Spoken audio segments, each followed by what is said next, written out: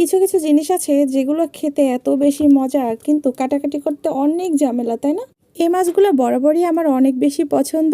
যাই হোক, আসসালামু আলাইকুম, কেমন আছেন সবাই? আশা করি আল্লাহর রহমতে সবাই অনেক অনেক ভালো আছেন। আলহামদুলিল্লাহ, আমিও অনেক ভালো আছি।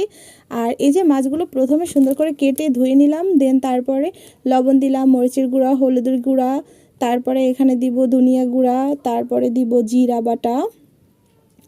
আর এগুলো দিয়ে সুন্দর করে একটু মেখে নিব। আর এটা কিন্তু যত ভালো করে মাখানো হবে, মশলাটা কিন্তু মাছের ভিতরে তত সুন্দর করে ঢুকে যাবে।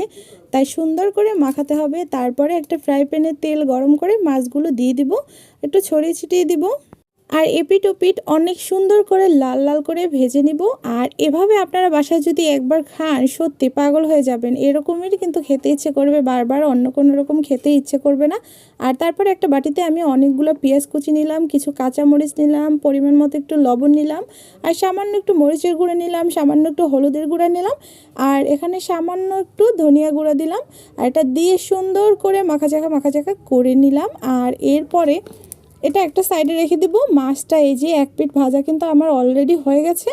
আর এরকম যদি খান, সত্যি এর প্রেমে পড়ে যাবেন। আর এই মাছগুলো দেশি মাছ, আমরা সবাই যেন অনেক অনেক বেশি মজা। আর এরকম যদি রান্না করেন তাহলে তো আর কথাই নেই। আর এখানে আমি ওই যে পেঁয়াজটা মেখে রেখেছিলাম, সেটাও কিন্তু এখানে একটা সাইড করে দিয়ে দিলাম। মাছটা এক সাইডে সরিয়ে রাখলাম, আর এই পেঁয়াজটা এক সাইডে দিলাম, যাতে পেঁয়াজটাও সুন্দর করে একটু ভাজা ভাজা হয়ে যায়। এতে কিন্তু আমি কোনো ধরনের পানি ইউজ করব না, পানি ছাড়াই এটা রান্না করব। যাই হোক, আমার রান্না যদি কারো ভালো লাগে অবশ্যই আমার চ্যানেলটা ফলো করে দিবেন। আর ইউটিউব থেকে দেখলে আমার চ্যানেলটা সাবস্ক্রাইব করে দিবেন, লাইক কমেন্ট শেয়ার দিয়ে পাশে থাকবেন। আর আমাকে এরকম নতুন নতুন রেসিপি আপনাদের সাথে শেয়ার করার জন্য উৎসাহিত করবেন, যাতে আমি সামনের দিকে আরও সুন্দরভাবে এগিয়ে যেতে পারি। আর সামনে আরও সুন্দর সুন্দর কাজ আপনাদেরকে উপহার দিতে পারি। আর অনেকেই আছেন যে নতুন বিবাহিত, যারা অনেকেই রান্নাবান্না পারেন না, তারা দেখা যায় আমার থেকে যদি একটু কিছু শিখতে পারে, তা আমার কাছে অনেক অনেক বড় পাওয়া। আমার জন্য মন থেকে সবাই দোয়া করবেন, এতেই হবে। ভালোবাসা দিয়ে সবাই একটু পাশে থাকবেন। আর আমরা একে অপরকে সাহায্য করলে কিন্তু, হিংসা না করে যদি ভালোবেসে সবাই সবার পাশে থাকি, তাহলে কিন্তু আমরা খুব দ্রুতই সফলতা অর্জন করতে পারি। আর অনেকেই একটা কাজ করেন কি, ভিডিওটা দেখেন কিন্তু একটা লাইক কমেন্ট করেন না। কেন ভাই? একটু লাইক কমেন্ট করলে সমস্যা কি?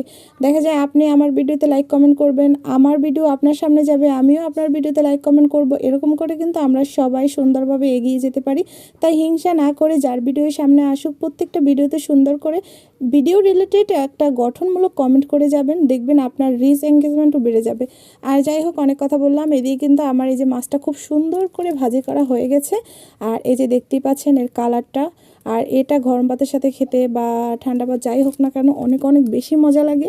এরকম অবশ্যই একবার বাসায় ট্রাই করে দেখবেন। Thank you watching for my video. আল্লাহ হাফিজ, আসসালামু আলাইকুম।